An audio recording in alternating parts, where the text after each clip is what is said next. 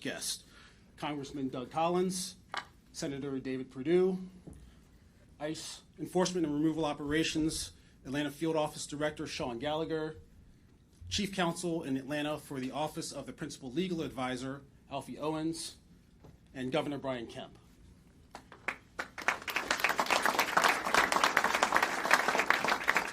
And now I have the distinct honor of introducing the Vice President of the United States, Mike Pence.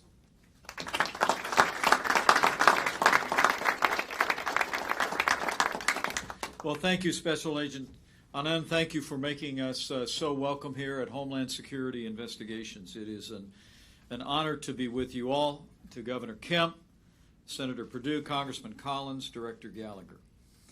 I'm here on behalf of the President of the United States to say to the men and women of Immigrations and Customs Enforcement here in Atlanta, Georgia, we are grateful for you, we are standing with you, and we will keep standing with you as you enforce our laws and keep our communities safe.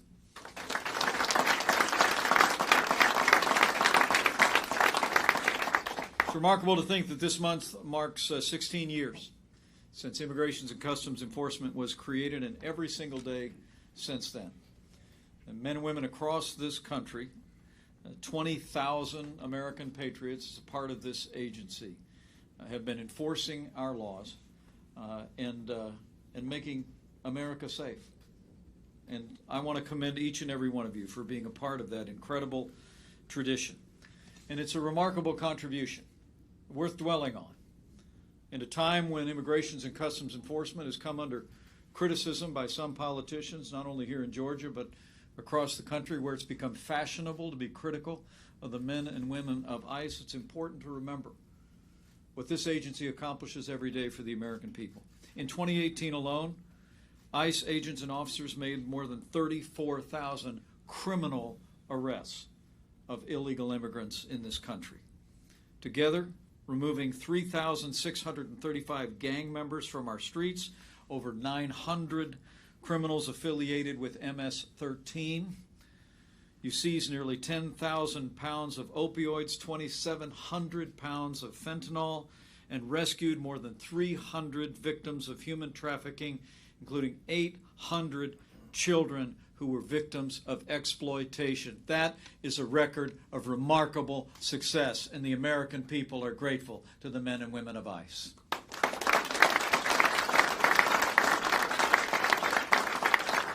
And here in Georgia, the Atlanta field office is, frankly and sadly, it's one of the busiest offices in the country. Here at Homeland Security Investigations across a 3-state region, you face the challenges that come with being in a city and being in a region that is a critical transit point in the life of this nation. I don't have to tell any of the ICE agents gathered here that we have a crisis on our southern border. But that crisis on our southern border is driving drugs and crime and human trafficking here in the streets of Atlanta.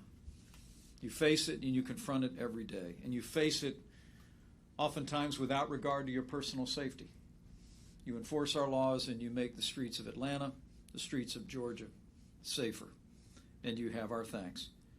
It's remarkable to think that over the last 2 years, without any additional personnel, this Atlanta office actually removed nearly 14,000 illegal immigrants from this country. And I understand, Sean, that just yesterday in Riverdale, Georgia, this Atlanta office arrested a Mexican national who is a subject of an Interpol red notice from Mexico on murder charges. Atlanta and Georgia are safer today because of the outstanding work of the men and women of ICE in Georgia.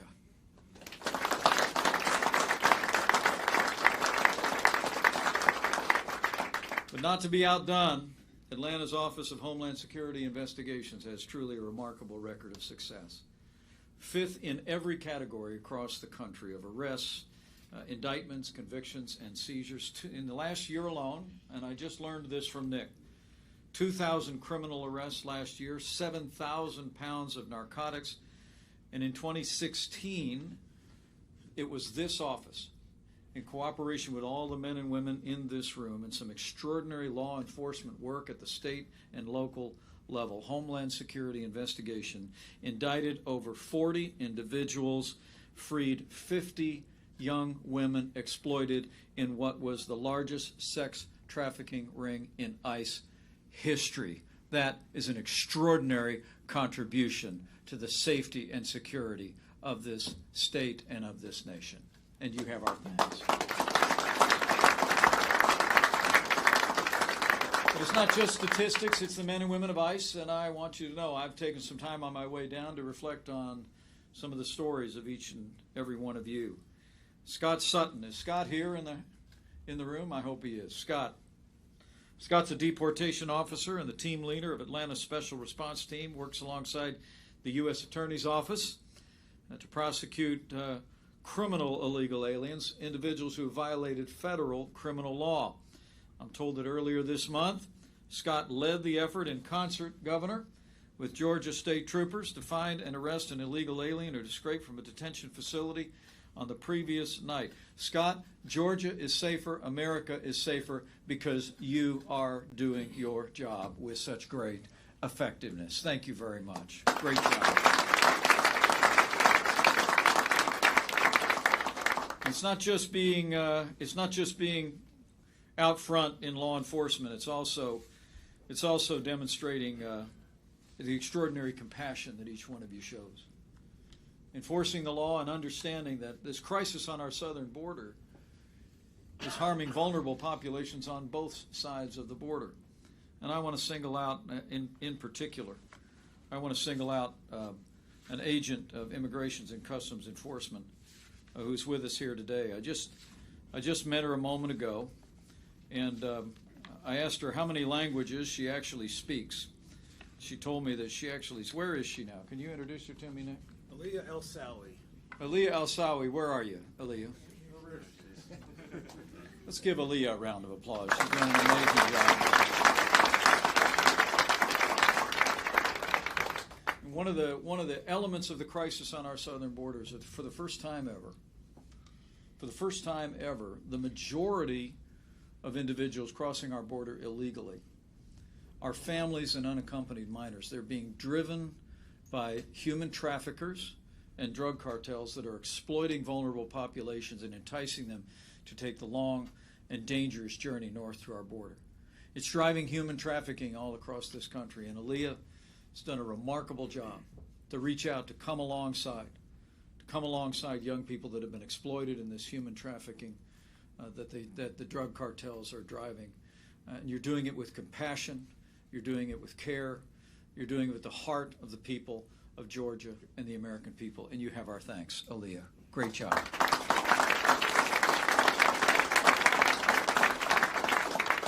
But I want you to know as you do your work, President Trump and I have your back. It's one of the reasons why this president stood so strong over the month of January to make sure that we got the resources that we need to secure our border. $23 billion for border security, additional personnel, additional resources, and resources to construct a border wall. And the president declared a national emergency to make even more resources available. I don't have to tell all of you that walls work, and we're going to build that wall. We're going to secure our border, and we're going to continue to support the men and women of ICE here in Georgia and all across the country as we do it.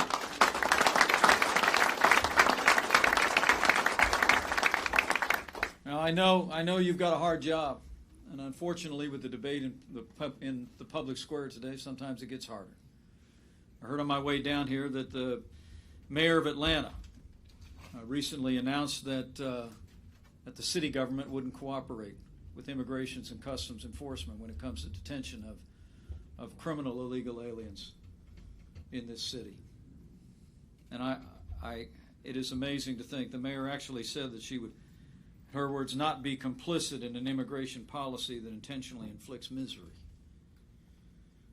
Well, I would say to the mayor that criminal illegal immigrants, gang members on our streets are what inflict misery.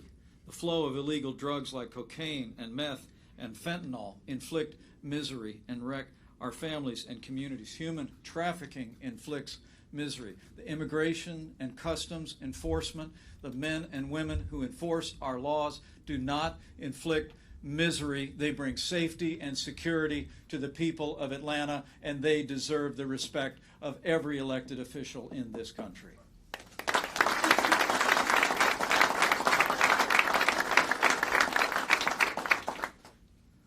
So thank you all for coming out today. You know, the Bible says if you owe debts, pay debts.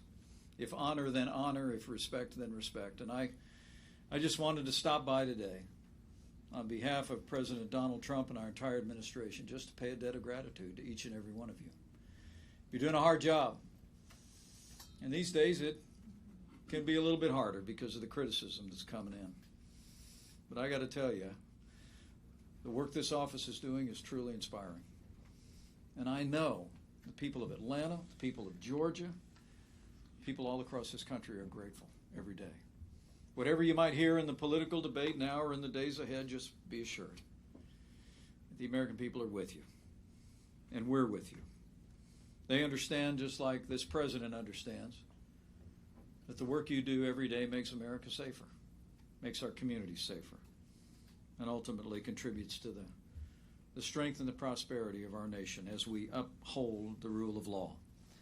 So today, whatever you might hear in the public debate, let me say to all of you who are here and all those colleagues that are looking on, be assured, the American people are with you. And with President Donald Trump in the White House, we will always have your back, and we will always stand with the courageous men and women of ICE. So help us God. Thank you very much for your service. God bless you. And keep up the great work. All right?